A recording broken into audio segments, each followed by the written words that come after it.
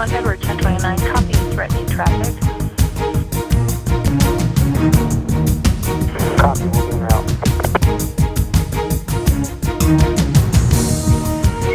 Edward 1029, if you could please respond to 2020 McNeil Street, Lake. Copy. If you still have run on, give the ATO information first.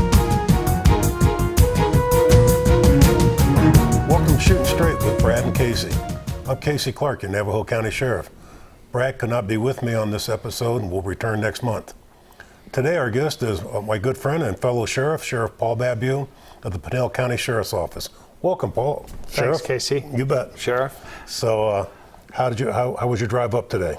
Nice and easy. I said I didn't run into any elk, so that's always good, right? Well, I'll tell you what, it's got to be a little nicer up here than down in Florence A today. lot nicer. Yeah, well, The heat for one, right. and the scenery, it's just beautiful driving up. it is. It's a gorgeous area.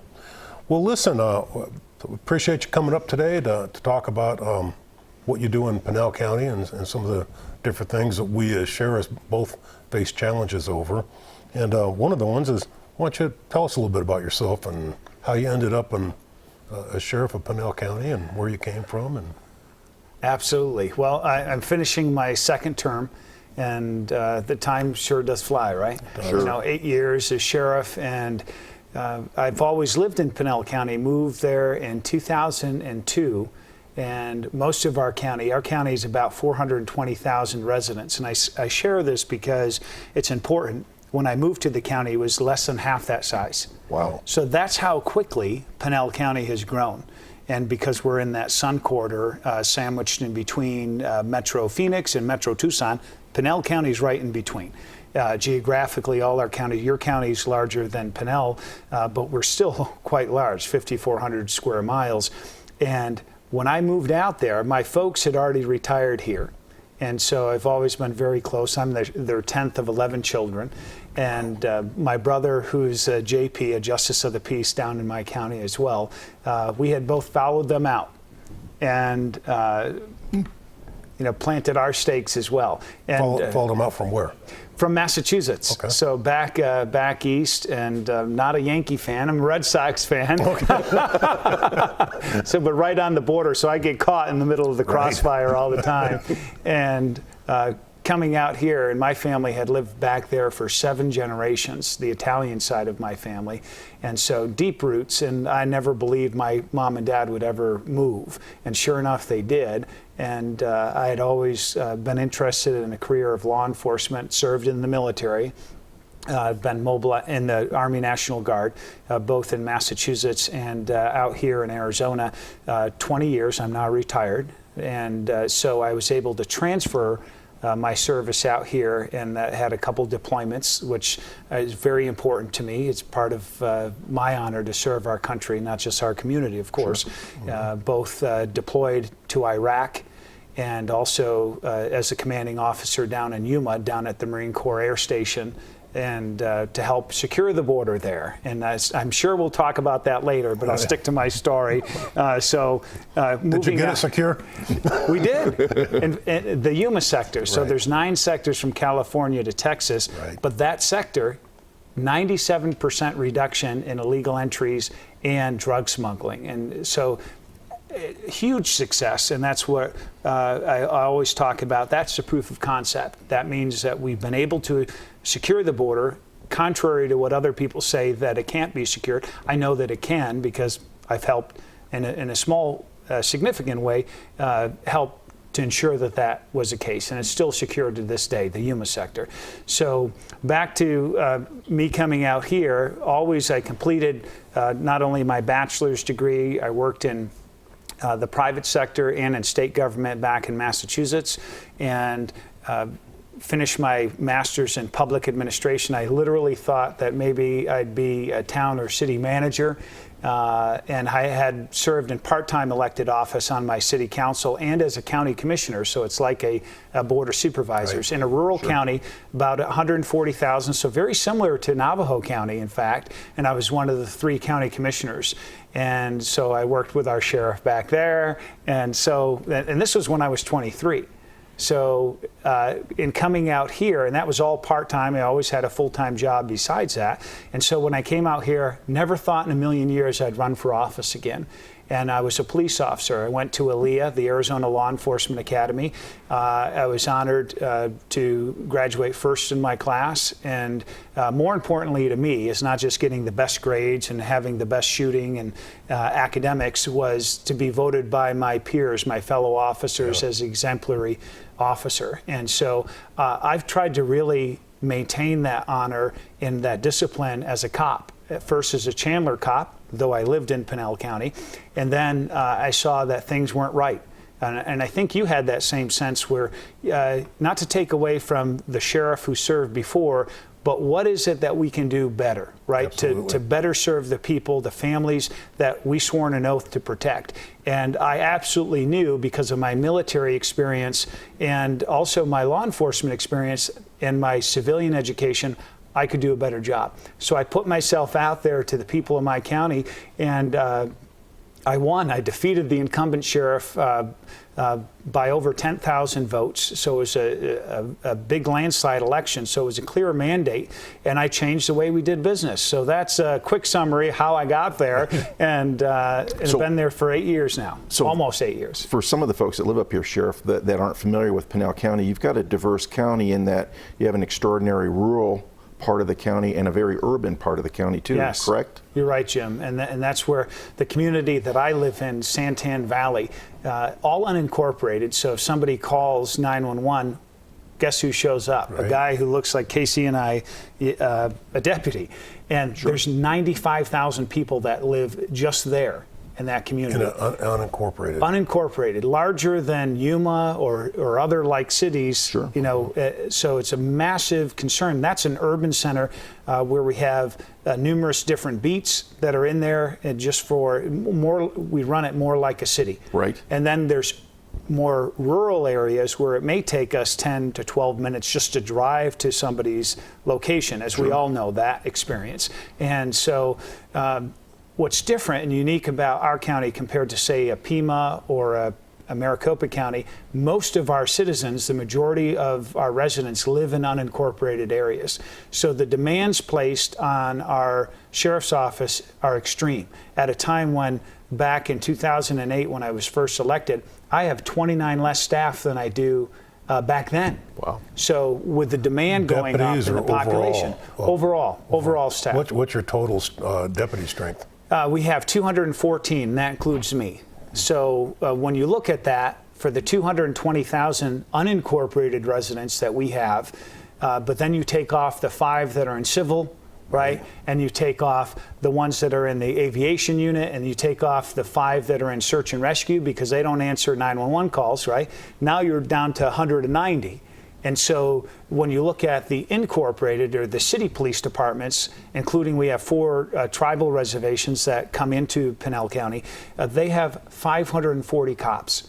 So 540 police officers versus 190, and we have more people and more area to cover. So this is where in the sheriff's office, and we take nothing away from our brothers and sisters in municipal policing, they do an excellent job and we're proud to serve with them. But our task, as we well know, is far greater. And so we've got to be very efficient in terms of how we manage those limited resources. So if we don't get the job done, guess what? The voters take you and I and throw us out of office, right? So. Well, you know, and you talked about Maricopa County, and a lot of times you're compared to Sheriff Arpaio. Yeah. What do you say to that? We're very different, and I say not only because of age. You know, I'm in my mid-40s and he's 83. But and he's got hair. He's got a lot of hair. He's got a lot of hair, but he's still got his wits about him, even under all this fire. So we agree on a lot of issues about enforcing the law, but we go about it very differently. And I say this because people oftentimes compare me with him. And there's very stark differences where Sheriff Joe has made a name of doing these raids and, you know, rounding up Hispanics or illegals, what he's focused on, you know, dishwashers and landscapers and people like that has been the criticism. In my county, I've solely focused on the criminal element. I've solely focused on the smuggling. the cartels. We had the largest drug bust in the history of Arizona in my county, led by our deputies. Almost $3 billion. And you know this, Casey, you've got an amazing and exemplary record in narcotics throughout your career. It's not easy to do. And this investigation took us nearly a year with all kinds of partners in the local and the state and the feds. But we led that effort, and $3 billion. And in one day, we arrested 76 members of the Sinaloa cartel, 108 firearms. These are the most dangerous criminals in the Western Hemisphere, right. And they're armed to the teeth, 108 guns, and not just handguns. I'm carrying a 40 caliber Glock. They're carrying scoped rifles, AK-47s, 2 of which we trace back to Fast and Furious. So that's been our focus. The last 6 to 8 months, we've arrested now 19 cartel scouts.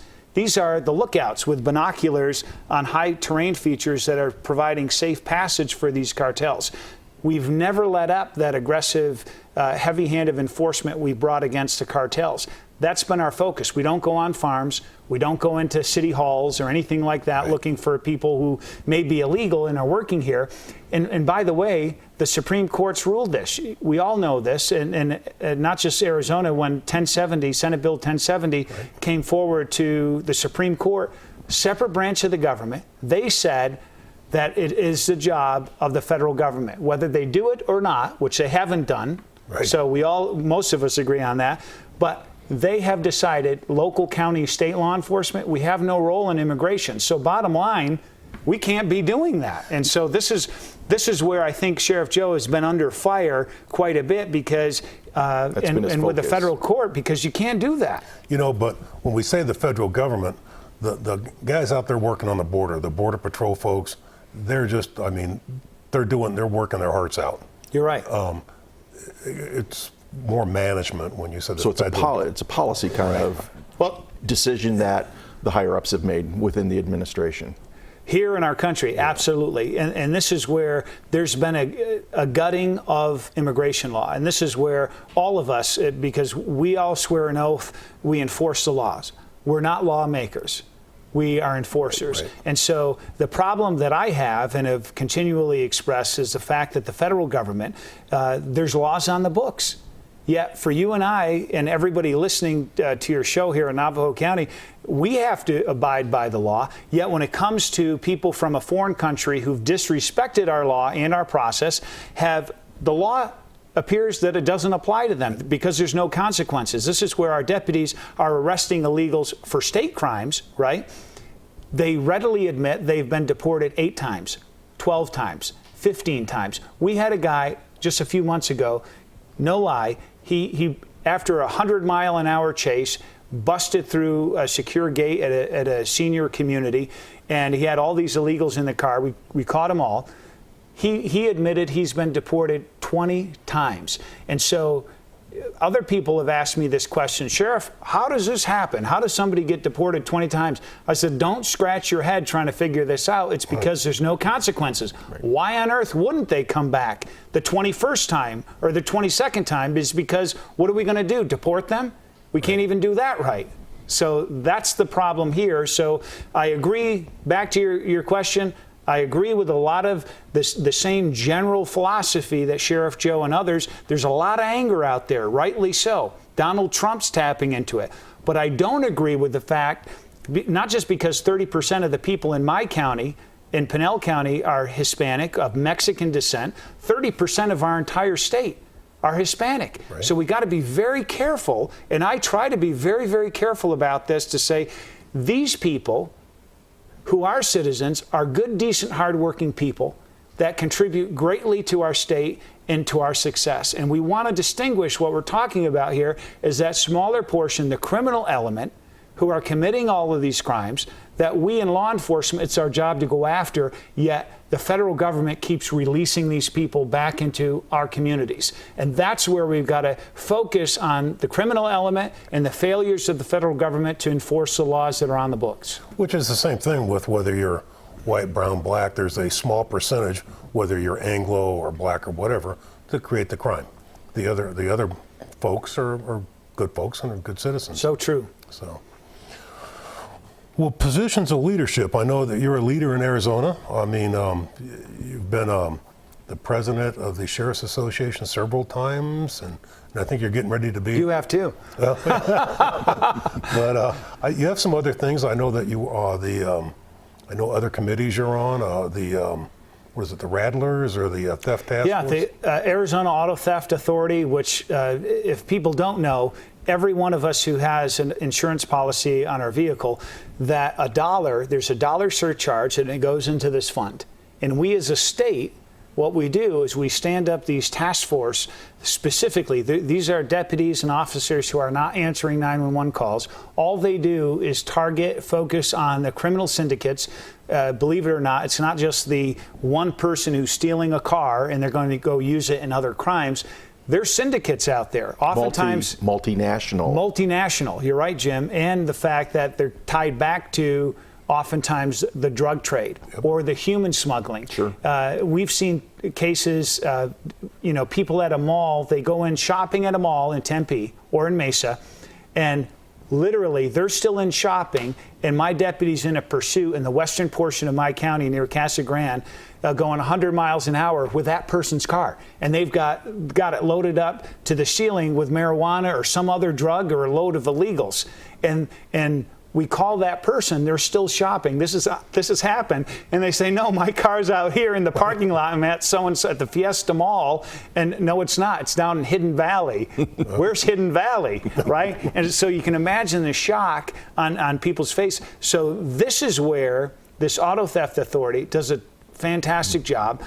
Multi-agencies come together, and we pool those resources, not using $1 of taxpayer money. This is a surcharge that all of us, we found it's in our interest that let's have every insurance policy pay $1.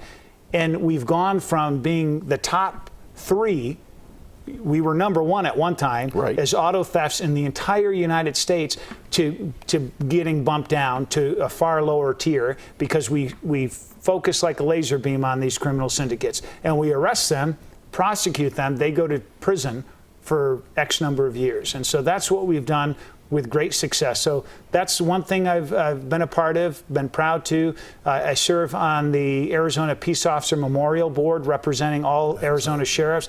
That's been important to me to do that because we must honor those men and women at a time, especially now. We all see in the national news all kinds of focus, rightly placed, focused on law enforcement, but I think it's watching our mistakes, right, and trying to paint all of us in law enforcement blindly with all these mistakes.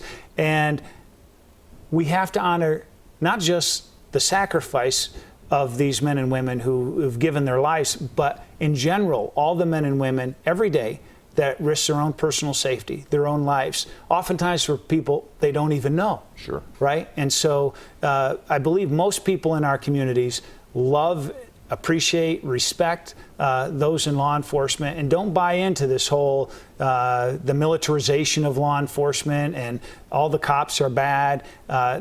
It's so overblown and it's so not true. Then your voice is heard on a national level as a sheriff too, am I correct? I had the honor to serve on the NSA, the National Sheriff's Association Board of Directors. So this is where not just being able to represent us, our issues, whether it's land management, right, or other issues of concerned federal overreach. We see Second Amendment, our freedoms oftentimes that are under assault, or further regulation, that we as sheriffs, it's super important for us to safeguard our constitutional rights, our liberties. And so, if I'm in a room, I've never been accused of being silent.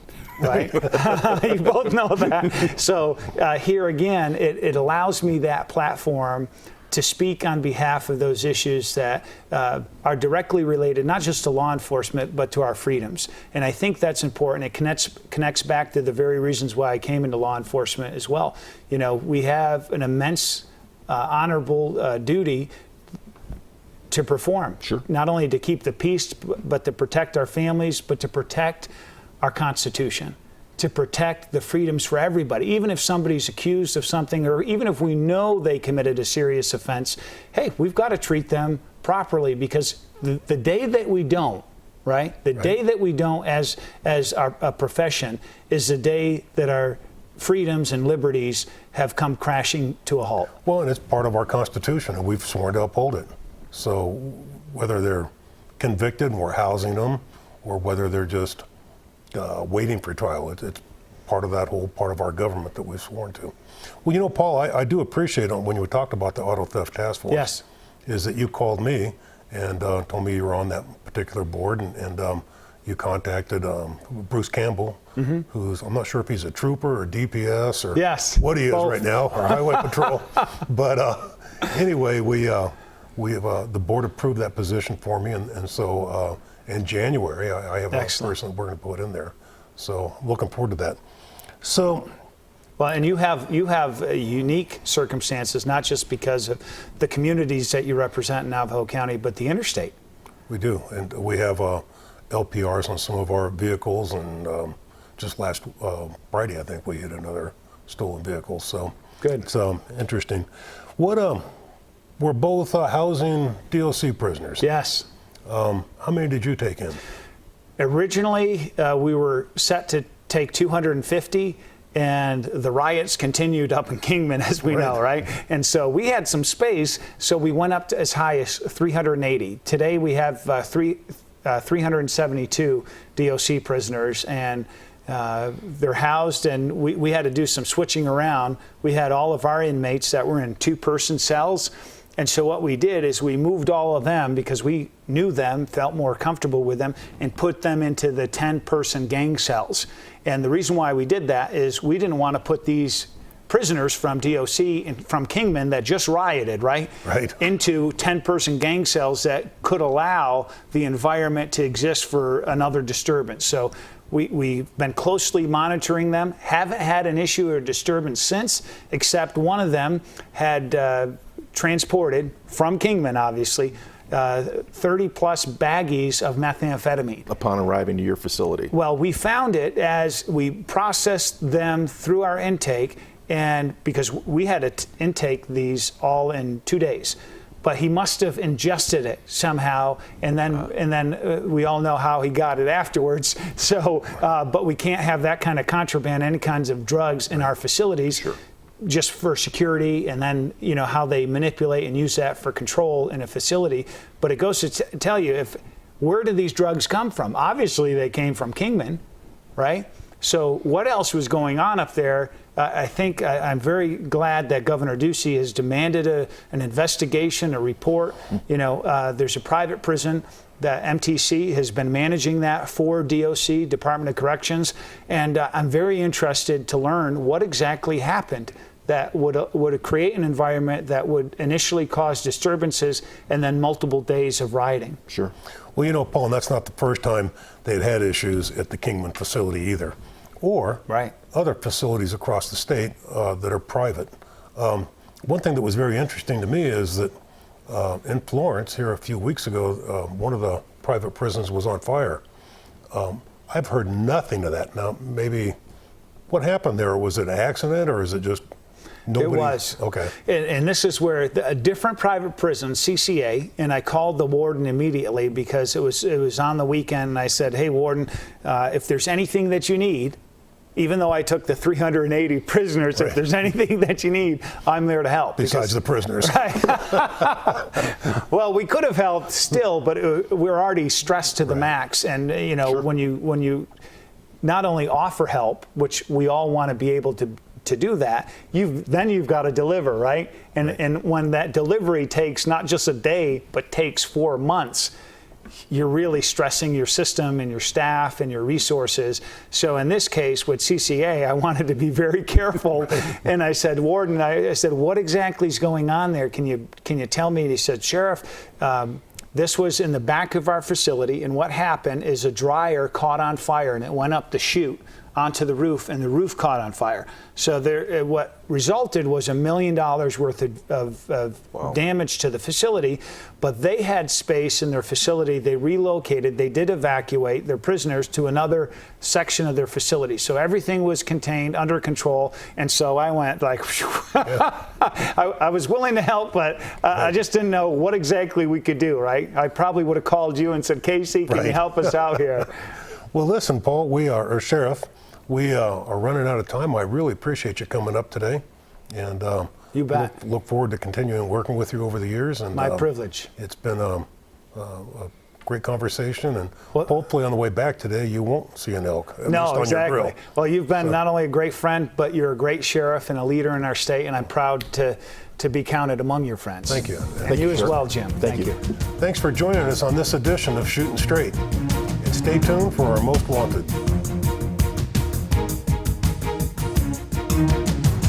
For this month's Most Wanted, this picture is of a male subject by the name of Raymond Boza. He is under investigation for several burglaries in the Show Low area. His general MO is the Ellsworth Heights area, but he does not limit himself to that exact area. He usually rides around on an ATV-type vehicle. He has been laying low recently, however it appears he is back in the area. It is believed that he attempted to steal a UTV in the area recently. At this time, the female is unidentified. Boza is described as a Hispanic male, 5'11", 180 pounds, with black hair and brown eyes. If you see these subjects in your area, please do not approach them and call the Sheriff's Office immediately, 928-532-6060, or contact WeTip.